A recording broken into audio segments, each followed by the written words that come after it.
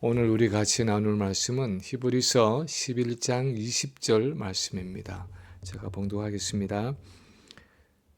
믿음으로 이삭은 장차 있을 일에 대하여 야곱과 에서에게 축복하였으며 아멘.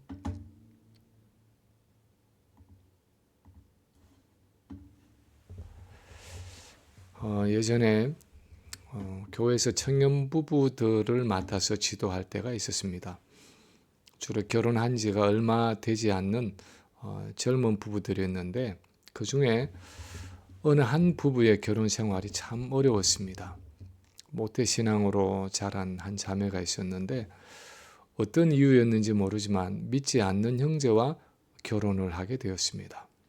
그리고는 결혼 생활이 어려워지니까 자기가 하나님의 말씀을 어기고 불신 결혼을 했기 때문이라고 자책을 하면서 점점 더 낙심과 절망에 빠져들었습니다.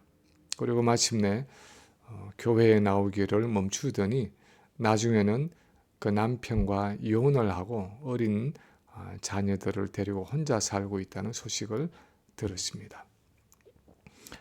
그 자매는 하나님 앞에서 마음은 순수했는지 모르지만 자신의 연약함과 실수를 자책하면서 하나님과 점점 더 멀어지고 결국은 그 결혼 생활의 어려움을 극복하지 못하고 실패하고 만 경우였습니다. 사실 우리가 신앙생활을 하다 보면 종류는 다를지 모르지만 종종 실수도 있고 연약함도 있고 때로는 범죄할 때도 있습니다. 그럴 때 우리는 어떻게 나의 연약함과 죄악됨을 극복할 수 있습니까? 내 과거의 실패를 어떻게 극복할 수 있습니까? 오늘 본문에 나타나는 이삭은 어떤 면에서 이런 신앙생활의 연약함과 실수를 잘 극복한 경우라고 말할 수 있습니다. 그리고 그것을 극복할 수 있었던 것은 바로 그의 믿음 때문이었습니다. 이삭의 믿음은 어떤 것이었습니까? 성경은 왜 이삭의 믿음을 칭찬하고 있는 것입니까? 첫째, 오늘 본문을 통해서 보는 그 이삭의 믿음을 보면 그는 이삭은 아버지 아브라함에게 주어졌던 그 하나님의 약속의 성취를 믿었습니다. 이삭은 자기에게 주어진 아버지를 통해서 자기에게 주어진 그 하나님의 약속의 성취를 믿었다는 사실입니다. 오늘 본문에 보면 믿음으로 이삭은 장차 있을 일에 대하여 야곱과 에서에게 축복하였으며 하고 기록하고 있습니다. 이 장차 있을 일 하는 것은 하나님이 아브라함에게 약속하신 그 언약의 내용을 가리키는데 더 구체적으로는 창세기 12장에서 하나님이 말씀하신 것처럼 아브라함을 통해서 큰 민족을 이루고 땅의 모든 족속이 그로 말미암아 복을 얻게 될 것이다 하는 약속이었습니다. 아브라함은 분명히 자기가 하나님께 받은 이 약속의 내용들을 아들 이삭에게 아마도 여러 번 이야기해 주었을 것입니다. 그 이삭이 바로 하나님이 25년 만에 주신 약속의 아들이고 큰 민족을 이루고 가나안 땅을 그들에게 주시겠다는 그 하나님의 약속이 바로 이삭을 통해서 이루어질 것이라는 그 말을 아들에게 들려주었을 것입니다. 그리고 사실 이삭은 이 약속의 내용을 아버지 아브라함에게 들었을 뿐 아니라 하나님께 직접 듣기도 했습니다. 창세기 26장 3, 4절에 보면 기근이 들어서 애굽으로 내려가려던 이삭을 만류하시면서 하나님은 이렇게 말씀하십니다. 내가 내 아버지 아브라함에게 맹세한 것을 이루며 내 자손을 하늘의 별과 같이 번성하게 하며 이 모든 땅을 내 자손에게 주리니 내 자손으로 말미암아 천하 만민이 복을 받으리라. 그런데 이삭이 이 약속의 내용을 알고 있기는 했지만 사실 현재의 상황은 열악하기 거지없었습니다. 25년을 기다려서 달랑 아들 하나를 얻었던 아브라함보다는 좀 나았을는지 모르지만 이삭은 아직도 그 약속의 땅이라는 가나안에서 장막을 치고 천막을 치고 나그네처럼 여기저기 옮겨 다니고 있었습니다. 힘들여 우물을 파서 물이 나와도 땅 주인이 아니라 나그네이기 때문에, 이방인이기 때문에 그 우물을 빼앗기고 또 다른 우물을 파야 했습니다. 그 가나안에서 가진 땅이라고는 아버지가 구입한 어머니 사라의 묘지로 아브라함이 구입한 그 막벨라 굴이 전부였습니다. 그 약속의 땅이라고 하는 가나안에서 그들은 그냥 아무런 권리가 없는 이방인일 뿐이었습니다.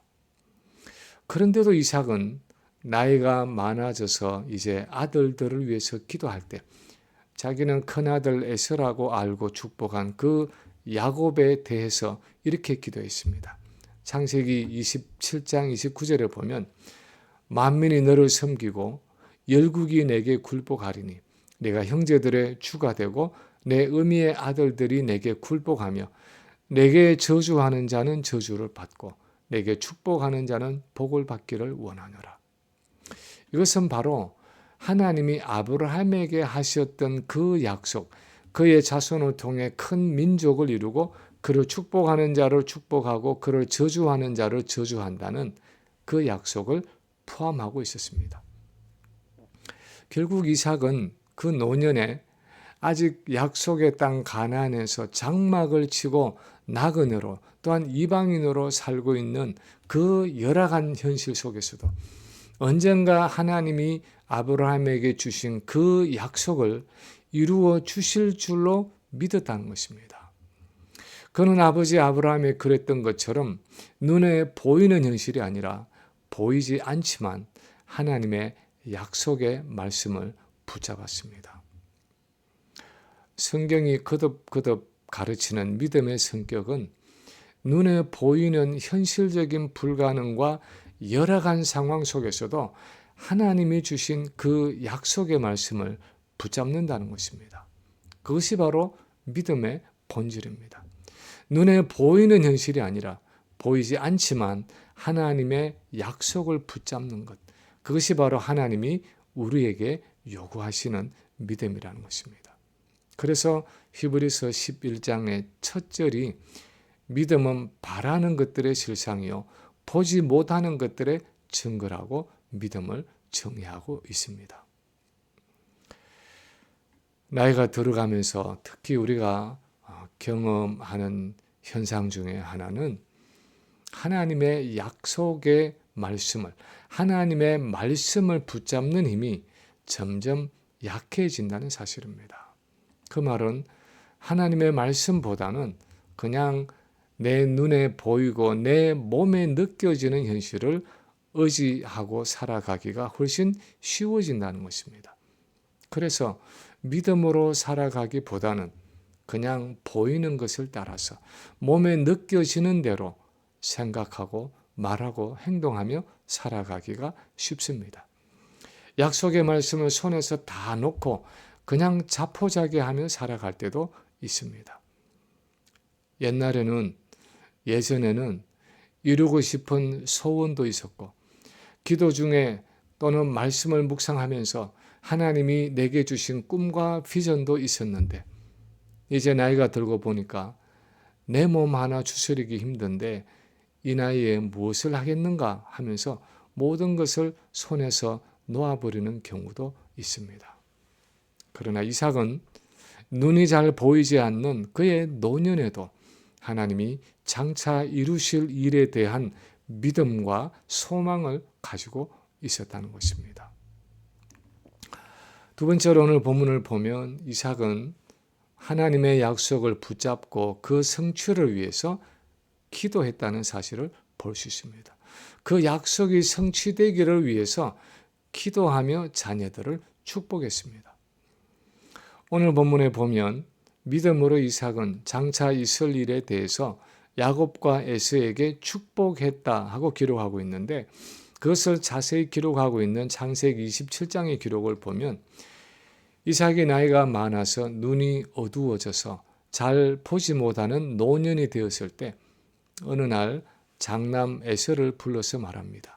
27장 2절에 보면 내가 이제 늙어 어느 날 죽을는지 알지 못하니 그런즉 내 기구 곧 화살통과 활을 가지고 들에 나가서 나를 위하여 사냥하여 내가 즐기는 별미를 만들어 내게로 가져와서 먹게 하여 내가 죽기 전에 내 마음껏 내게 축복하게 하라 하고 말합니다.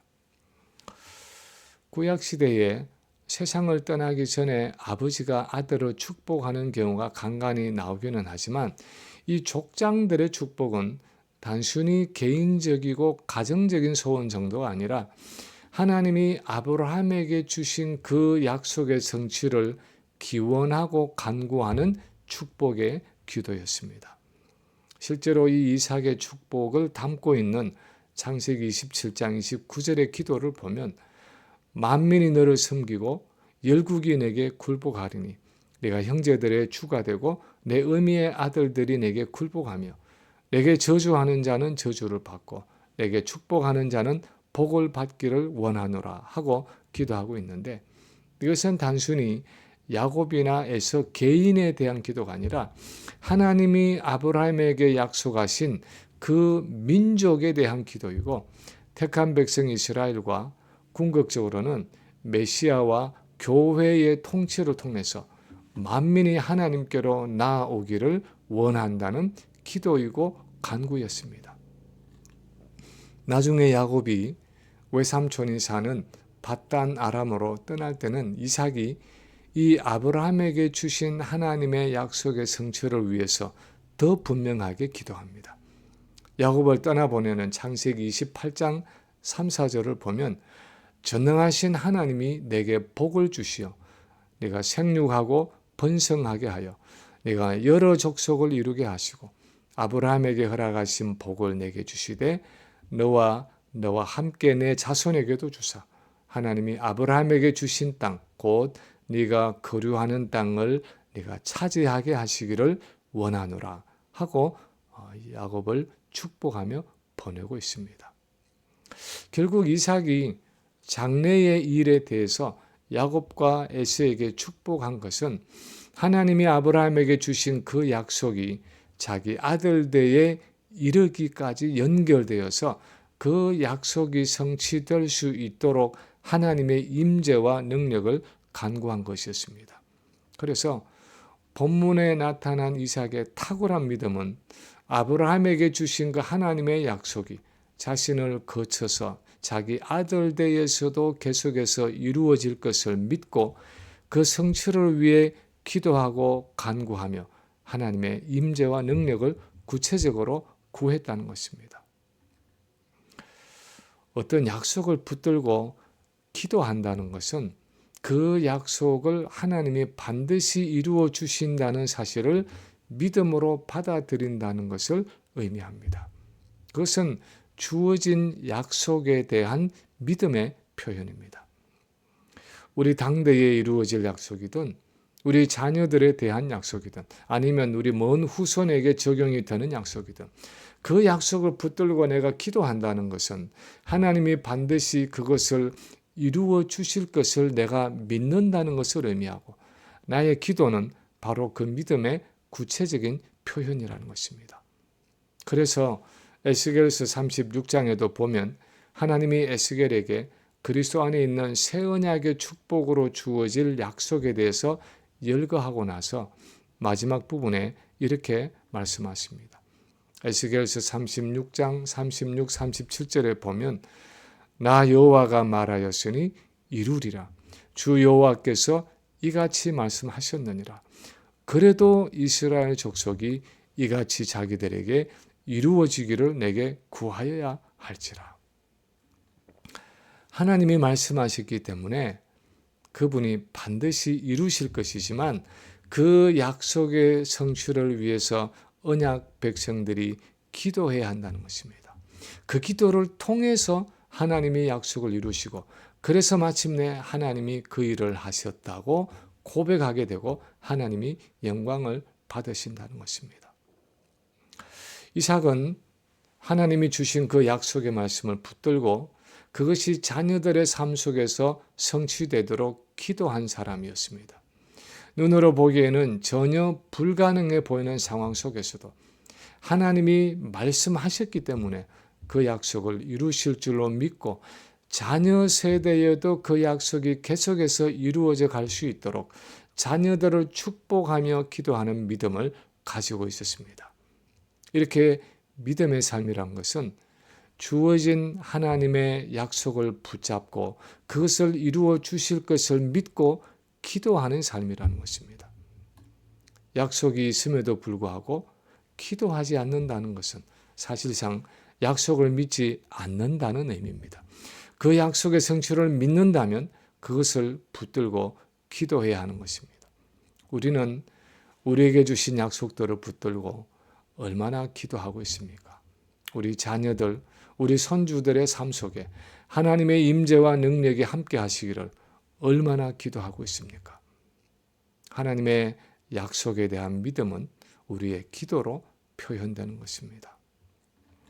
세 번째로 이 이삭의 믿음에서 보는 것은 그는 실수를 초월해서 약속을 성취하시는 하나님의 주권을 믿었습니다. 실수를 초월하시는 하나님의 주권을 믿었다는 사실입니다. 오늘 본문에서 우리가 또 한 가지 기억해야 할 이삭의 믿음은 그는 자신의 연약함과 실수까지도 사용하셔서 그분의 뜻을 이루시는 하나님의 주권을 인정하는 믿음이 있었다는 사실입니다. 사실 이삭은 아내 리브가의 태안에서 쌍둥이 아들이 서로 싸울 때 하나님이 그에게 주신 그 예언의 말씀을 잘 알고 있었습니다. 창세기 25장 23절에 보면 하나님이 이삭에게 이렇게 말씀하십니다. 두 국민이 내 태중에 있구나. 두 민족이 내 복중에서 나누리라. 이 족속이 저 족속보다 강하겠고 큰 자가 어린 자를 섬기리라.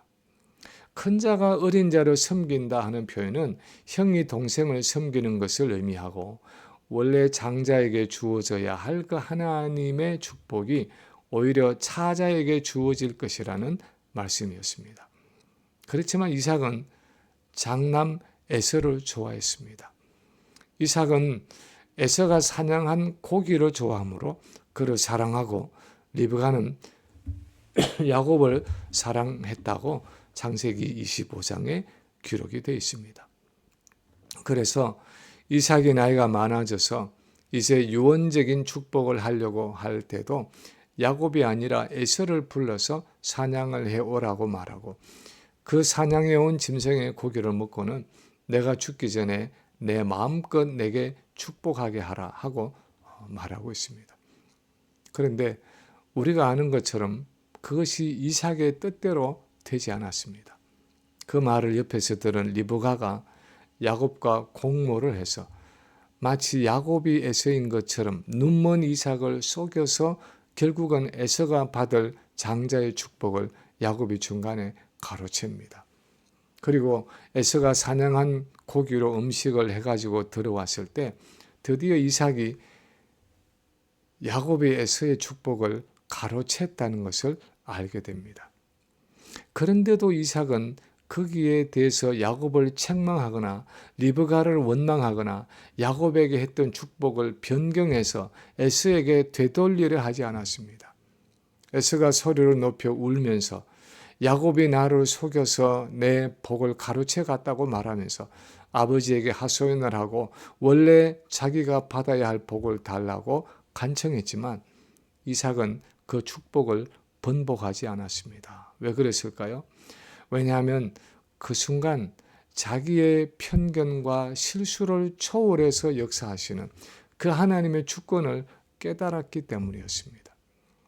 동생이 그 장자의 축복을 받아야 한다는 예언의 말씀을 알고 있었으면서도 내가 좋아하는 그 아들 에서에게 장자의 축복을 주려고 하나님의 말씀을 거역했지만 자신의 인간적인 생각과 편견과 실수와 반역에도 불구하고 자기가 생각지 않은 방식으로 결국은 하나님의 뜻이 이루어지는 것을 보면서 내 연약함과 실수를 초월해서 역사하시는 하나님의 주권을 깨달았기 때문이었습니다. 그 이후에도 이삭은 야곱을 책망한 적이 없고 오히려 야곱을 밧단 아람으로 피신시킬 때 아브라함에게 주신 그 하나님의 약속이 이루어지도록 더 구체적으로 야곱을 축복해서 보냅니다. 이삭이 가졌던 믿음 중에 하나는 하나님은 인간의 실수와 죄악까지도 사용해서 그분의 약속을 이루어 가신다는 사실이었습니다. 우리는 일반적으로 내가 연약했기 때문에, 내가 실수했기 때문에, 내가 범죄했기 때문에 이제 더 이상 하나님의 약속이 성취되기는 어렵다고 생각하고 낙심하고 절망하고 포기할 때가 있습니다. 내가 불신결혼을 함으로 하나님께 불순종했기 때문에 이제 나를 향한 하나님의 선하신 뜻은 이루어지기 어렵다 하고 그 결혼 생활을 포기해버린 자매처럼 때로는 내 과거의 어떤 잘못된 선택이나 실수 때문에 하나님도 더 이상 나를 어쩔 수 없다는 생각으로 그 약속을 손에서 놓아버릴 때도 있습니다. 그러나 오늘 우리가 성경에서 보는 이삭의 믿음은 그는 자신의 실수나 죄악을 초월해서 아니 오히려 그것을 사용해서 마침내 그분의 뜻을 이루시는 분으로 하나님을 인식했다는 것입니다. 저는 가끔씩 마태복음 1장에 나타난 그 예수님의 족보를 보면서 여자의 후손으로 메시아를 보내시겠다는 하나님의 약속이 죄로 얼룩진 인류의 역사를 통해서도 어떻게 그렇게 정확하게 이루어질 수 있었는지 놀라울 때가 있습니다. 예수님의 족보에 보면 5명의 여인이 나오는데 예수님의 어머니 마리아만 빼고는 하나같이 아주 특이하고 일반적이 아닌 상황으로 이어진 족보입니다. 유다는 다말에게서 베레스와 세라를 낳았다고 했는데 다말은 유다의 며느리였습니다. 며느리와의 관계를 통해서 얻은 아들 베레스를 통해서 메시아의 족보가 이어집니다. 살몬은 라합에게서 보아스를 낳았다고 했는데 라합은 이스라엘 민족이 아니라 가나안 족속인 여리고의 기생이었습니다. 우리말로는 좀 더 점잖은 표현으로 기생이라고 번역했지만 히브리어 원어의 의미는 창녀라는 의미입니다. 영어 성경도 prostitute, 창녀라고 번역하고 있습니다. 성매매를 하던 여인이 돌이켜 언약 백성이 되고 그녀를 통해서 결국 메시아가 태어납니다. 룻은 우리가 아는 것처럼 이스라엘 사람이 아니라 이방인의 모압 여인으로서 과부가 되어 있다가 나이 많은 남자 보아스와 결혼해서 다윗의 할아버지가 되는 오벳을 낳았습니다. 그리고 다윗은 우리아의 아내에게서 솔로몬을 낳았다 하고 기록하고 있는데 바세바라는 이름을 쓰지 않고 우리아의 아내에게서 솔로몬을 낳았다고 예수님의 족보에 쓰고 있는 것은 그것이 얼마나 비정상적인 관계였는지를 일부러 부각시키고자 한 것입니다. 이렇게 예수님의 족보는 온갖 실수와 죄악들로 얼룩져 있습니다. 그런데 그럼에도 불구하고 하나님의 약속은 그런 인간의 연약함과 죄악들 때문에 좌절되지 않고 오히려 인간의 그 죄와 허물을 초월해서 메시아를 보내시겠다는 그분의 약속을 성취하셨다는 것입니다. 그럼에도 불구하고가 아니라 오히려 그것을 사용해서 그분의 목적을 이루셨다는 것입니다. 그래서 로마서 8장 28절에서는 우리가 알거니와 하나님을 사랑하는 자 곧 그의 뜻대로 부르심을 입은 자들에게는 모든 것이 합력해서 선을 이루느니라 하고 말씀하고 있습니다. 우리는 때때로 하나님의 약속이 나의 실수나 죄악으로 인해서 내 과거의 실패로 인해서 이루어지지 않을 것이라고 생각하지만 하나님은 우리의 실수나 죄악까지도 사용하셔서 그분의 약속을 이루시는 분입니다. 그분의 은혜는 우리의 죄악보다도 더 크고 깊은 분이기 때문에 우리가 그분을 사랑하고 그분을 믿고 의지하는 한 이 이삭처럼 자신의 실수와 죄악을 인정하고 다시 하나님을 붙잡고 신뢰하는 한 우리의 모든 일들을 합력해서 그분의 선하신 뜻을 이루어 가시는 것입니다. 그것이 바로 이삭의 삶이었고 그것이 또한 성경에 나타나는 많은 인물들의 삶이었고 또한 역사 속에서 우리가 발견하는 여러 실제적인 인물들의 삶이었습니다. 교도소 선교회를 창립해서 전 세계에 영향을 미치다가 약 12년 전인 2012년 4월에 80세의 나이로 세상을 떠난 척 콜슨의 인생 여정은 하나님은 인간의 실수와 죄악까지도 사용하셔서 그분의 뜻을 이루어 가신다는 좋은 예 중에 하나가 될 것입니다. 리차드 닉슨의 대통령 특별 고문으로 백악관에서 권력과 명예를 누리던 척 콜슨은 자기가 가진 정치적인 목적을 위해서는 수단과 방법을 가리지 않는 아주 야비한 냉혈 인간이라는 평을 받았던 사람입니다.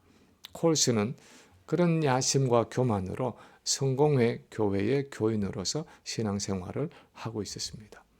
그런데 워터게이트 사건으로 닉슨의 보좌관직을 사임하고 나서 자기 친구인 토마스 필립의 전도를 받게 됩니다. 이 친구가 C.S. 루이스가 쓴 Mere Christianity, 순전한 기독교라는 책을 읽어주며 전도를 할 때 그는 교만했던 자신의 과거의 모습을 떠올리면서 집에 돌아오는 차 안에서 걷잡을 수 없이 눈물이 쏟아져 나오는 것을 경험하며 예수님을 새롭게 만나게 됩니다. 그리고는 변호사의 만류에도 불구하고 워터게이트 사건에서 스스로 유죄를 인정하고 3년형을 선고받습니다. 그가 감옥에 있는 동안에 아버지가 세상을 떠나고 아들이 마약 소지범으로 체포되고 온갖 시련을 겪었지만 감옥에서 그는 성경 읽기에 몰두했고 동료 죄수들과의 기도 모임을 시작하고 내비게이터 선교회의 제자 훈련을 받았습니다. 복역 7개월 후에 가석방을 받았을 때 콜슨은 그의 감옥에서의 경험을 가장 큰 패배가 하나님의 영광을 위한 도구가 되었다고 고백했습니다. 내 인생의 가장 큰 패배가 하나님의 영광을 위한 도구가 되었다고 고백을 했습니다. 처음에는 자신의 과거와 전과가 앞으로의 삶을 망칠 것이라고 생각했지만 그 과정이 오히려 하나님께서 그를 새롭게 사용하시는 기회가 되었습니다. 감옥에서 만난 죄수들과의 경험을 통해서 콜슨은 그들의 그 고통과 절망을 목격하고 프리즌 펠로십이라는 단체를 설립해서 죄수들과 가족들에게 복음을 전하는 사역을 시작했고 전 세계적으로 100여 개 나라의 그 선교 사역을 확장해서 사역을 했습니다. 하나님은 진실로 우리의 실수와 죄악과 허물까지도 사용하셔서 우리 언약 백성에게 주신 그분의 약속을 이루시는 분입니다. 말씀을 마칩니다. 믿음으로 야곱은 장차 있을 일에 대해서 야곱과 에서에게 축복할 수 있었습니다. 그는 여전히 열악한 그의 현실 속에서도 하나님이 주신 그 약속의 말씀을 마지막까지 붙잡고 살아갔습니다. 그리고 그 약속의 성취가 자손대까지 이르도록 하나님께 기도하고 간구하며 그분의 은혜와 복을 구했습니다. 또한 하나님은 심지어 그의 실수와 죄악까지도 사용하셔서 그분의 약속을 이루시고 그분의 뜻을 이루신다는 하나님의 주권을 믿었습니다. 우리도 이런 믿음으로 하나님의 약속을 붙잡고 마지막까지 기도하면서 우리 자손대에까지 그 약속이 이루어지도록 믿음으로 자녀들을 위해서 기도하고 축복하는 우리 모든 성도들이 되시기를 주님의 이름으로 간절히 축원합니다.